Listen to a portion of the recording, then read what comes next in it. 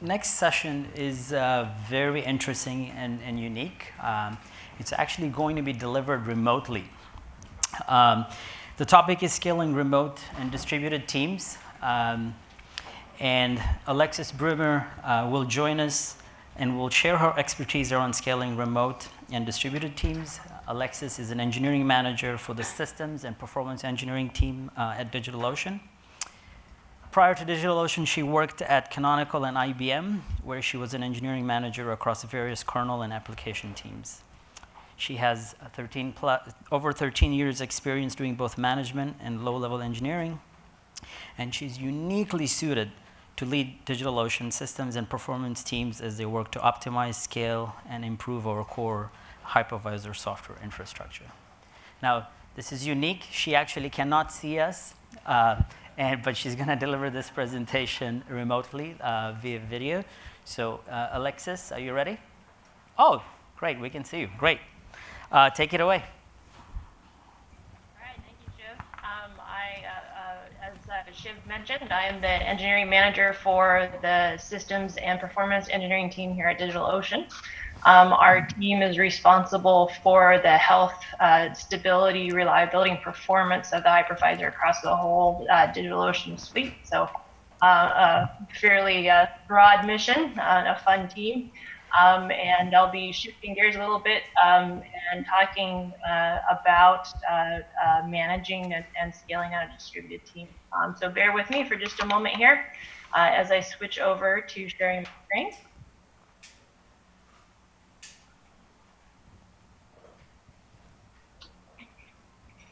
All right, hopefully everybody can see the presentation here. If you can't, let me know. We're good to go. All right. So scaling distributed teams. Before we get started on that, one fun fact about myself. You can probably tell from my background, I do work from home here in a little town called Yamhill, Oregon, outside of Portland, Oregon on the West Coast. And I share my primary office with 3 very friendly equine friends and a barn cat who is Polish. So this is my daily view here in my home office. Staying true to Tide, my first cloud server was Ubuntu 12.04 precise VM on top of OpenStack Grizzly. I actually didn't do much with that virtual machine, mostly because I was spinning up OpenStack, my own private cloud, to teach myself about OpenStack. That took me quite a long time, certainly more than a day, especially back in about 2013 when I was doing this OpenStack deployment. It was not trivial to set up. And as a comparison, when I first found out about DigitalOcean a year or so later, I spun up my first droplet, I would say in about 4 minutes. That was even having to create a user account. So things have come a long way. So as I said, my team currently is the Systems and Performance Engineering team here at DigitalOcean. We are a distributed team. As of today, we're 11 engineers.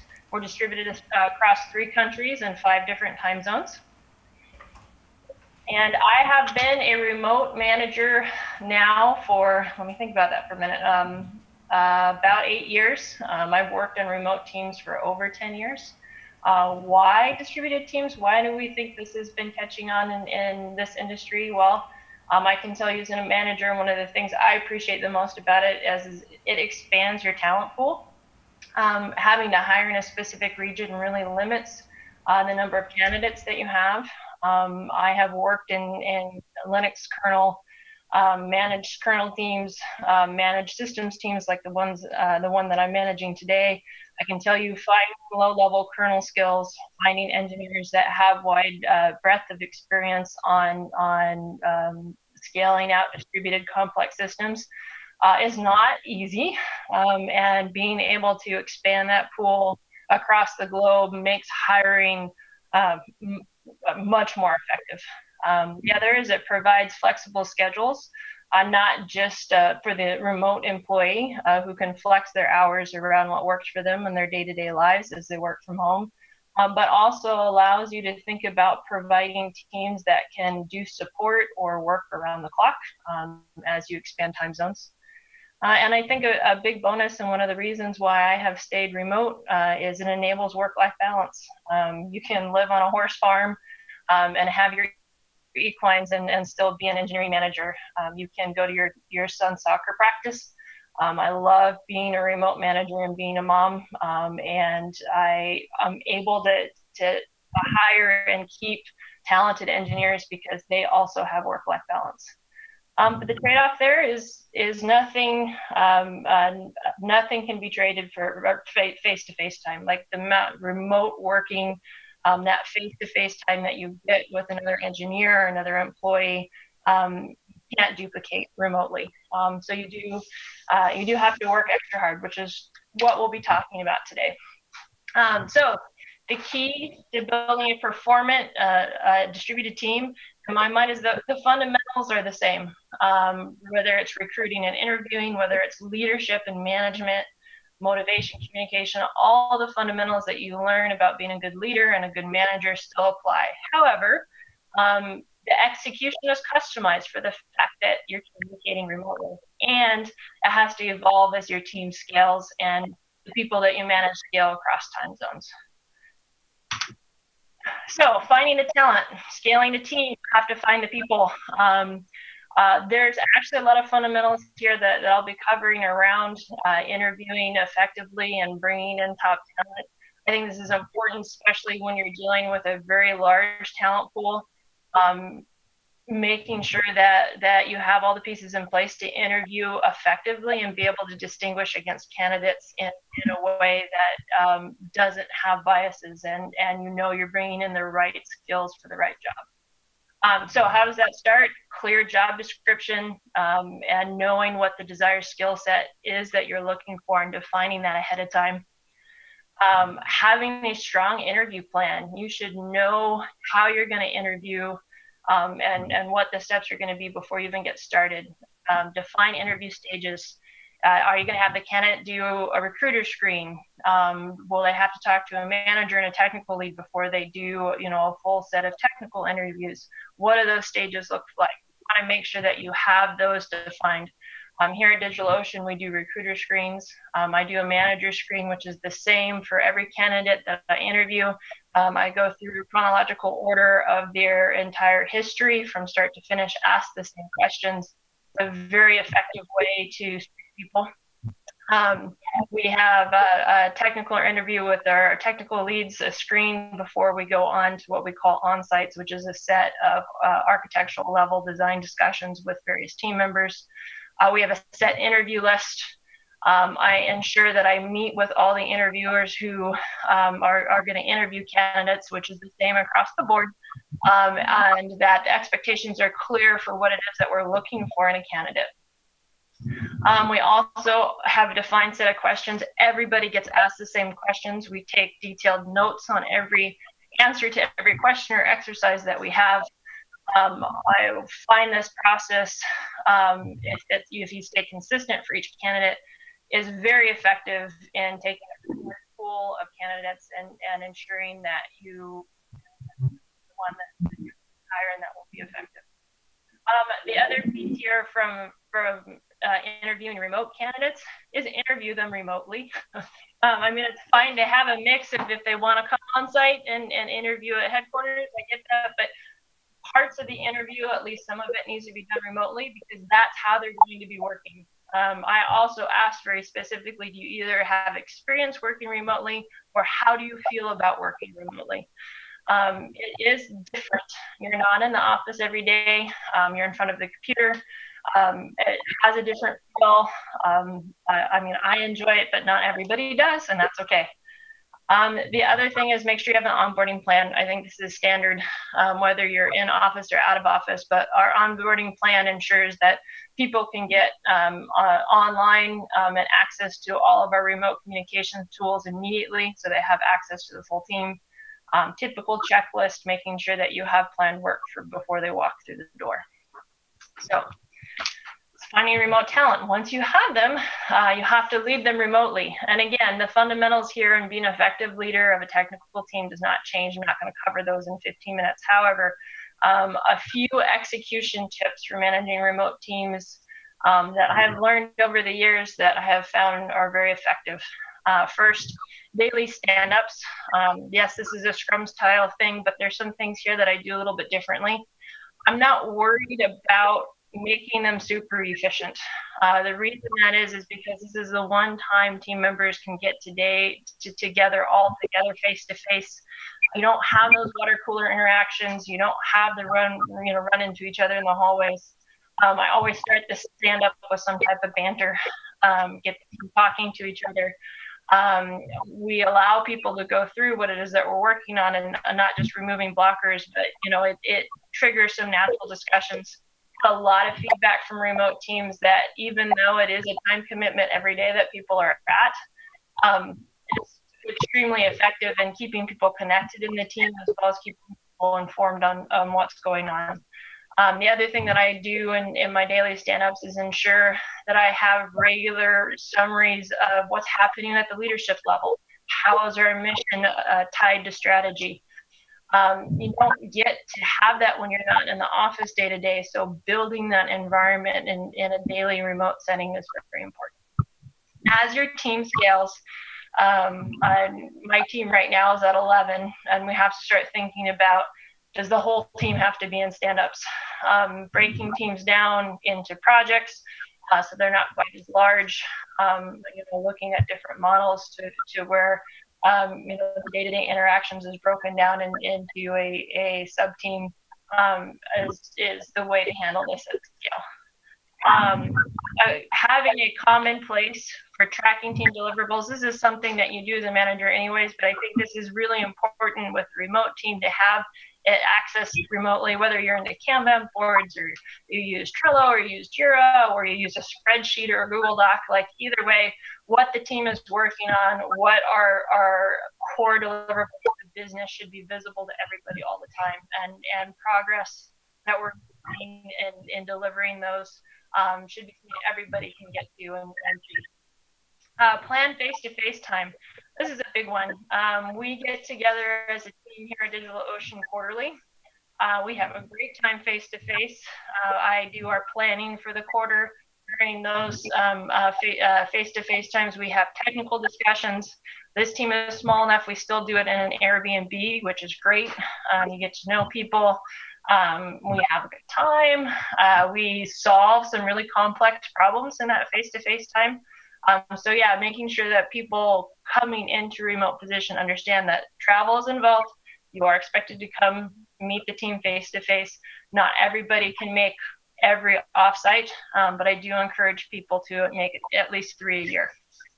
Encourage remote collaboration. This seems it seems like this should just happen or people should know, but not always. Engineers sometimes work in their little corner, and that's very easy to do when you're sitting behind a computer screen and not in a room with people. I'm very proactive in ensuring that people are talking to each other. If I don't see somebody speaking up on instant messaging on Slack or IRC, I don't see them leveraging email threads and discussions. I'm proud. I will ask them in a channel to talk about what they're doing. I think really encouraging that communication with the remote tooling is important. You have to be proactive about it as a manager. Support and mentorship, again, this is something that is a standard leadership 101. However, I think being able to identify when somebody may need mentorship or support is harder remote than it is if you're working with a team face-to-face. I'm very active in asking questions on how people are doing, how they're feeling about where their work is, ensuring that I'm seeing regular progress, ensuring that we talk about where technical gaps might be. Weekly one-on-ones are great for this. I have no problem pinging somebody and saying, let's jump into a hangout and talk about what you're doing. I think as a manager that's remote manager, you have to be very proactive about that. And then, scaling, ensuring that you have a mentorship program as you're growing new team members, that new team members have somebody that they've identified to go to ramp up. Those are all very important. And finally, time zone awareness. This is big on a few factors. One, as your team grows, my rule of thumb here is that people that are working together need at least 4 hours of overlap working day time to be super effective working together. So you have to structure your team with that in mind, especially as it grows. When I worked at Canonical, the team I was managing grew to about 28, and we were in double-digit time zones. I mean, we had people that were from New Zealand to Dubai, to various places in Europe, to the US.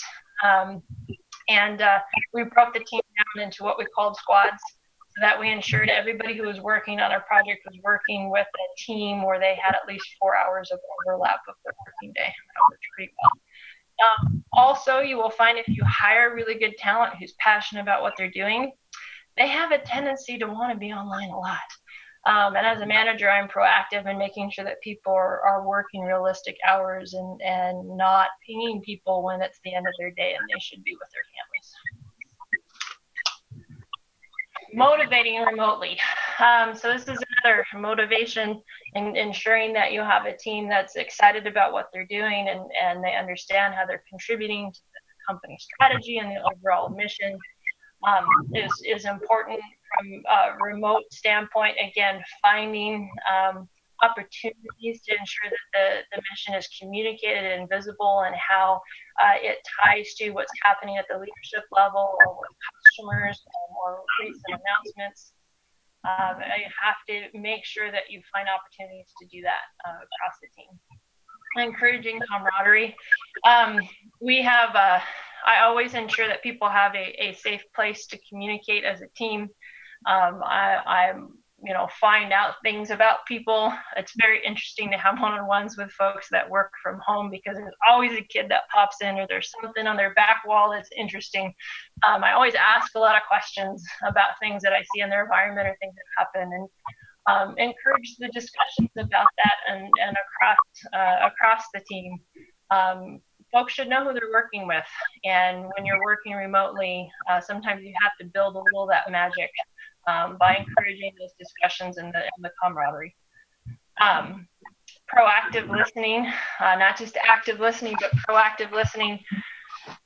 It's funny, when I worked in the office, you always knew who the new parents were because they came in and who would be tired. It was just this aura about them. Well, you don't always have those interactions when you're working remotely. It's hard to tell if somebody's got something going on in their life that could potentially be impacting their work. So I'm always very careful to watch patterns in team members, to ask questions in one-on-ones, ensure that I'm talking to them on a regular basis. Finding opportunities for them to be able to rant so that I can listen, making sure that they know my door's open, being responsive when they ping me, and that I'm here to listen.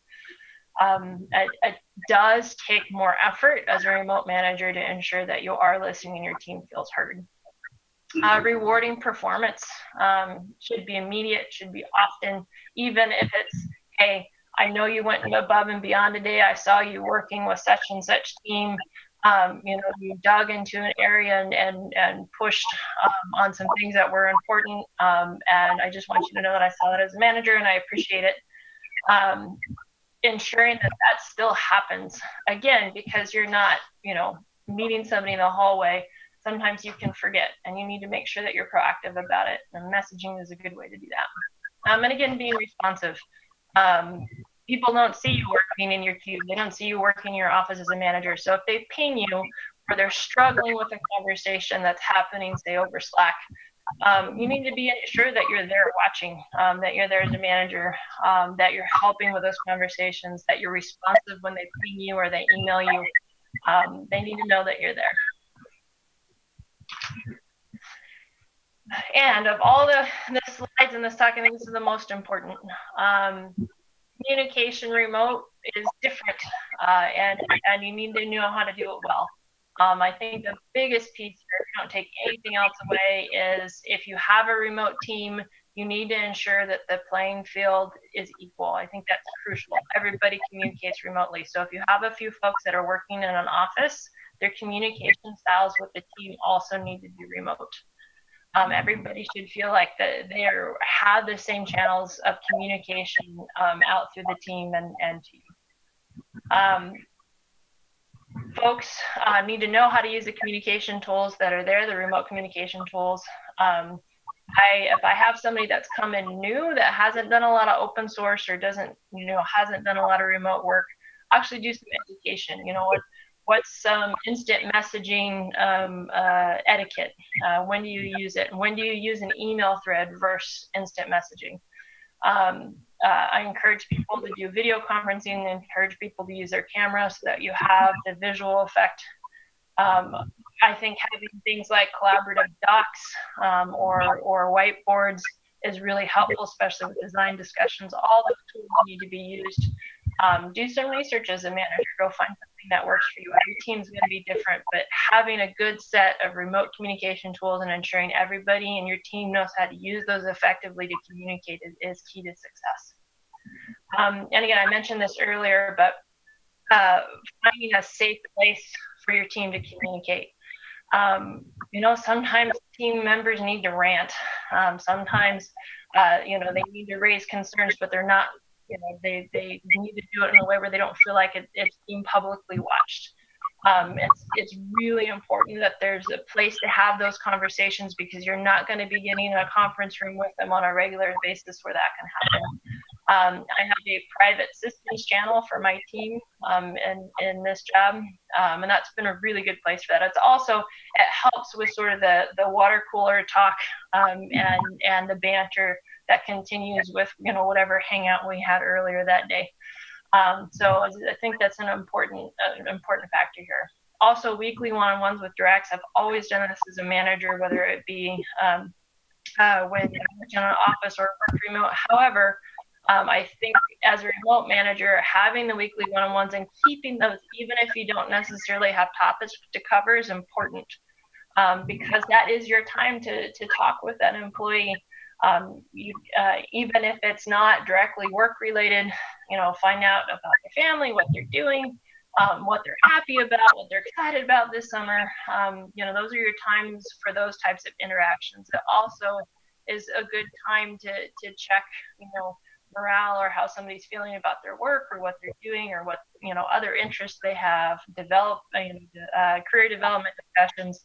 Again, you don't have as many natural opportunities if you're not working in an office with somebody to trigger those discussions. So you need to make sure that you create an environment as a manager where that's going to happen. Encourage the water cooler chat. This is sometimes hard with engineers, especially engineers that tend to migrate to the type of technology that I am in. They don't often want to have the banter or the chatter, but it does help build team camaraderie and a sense of we're in this together, and we're working together.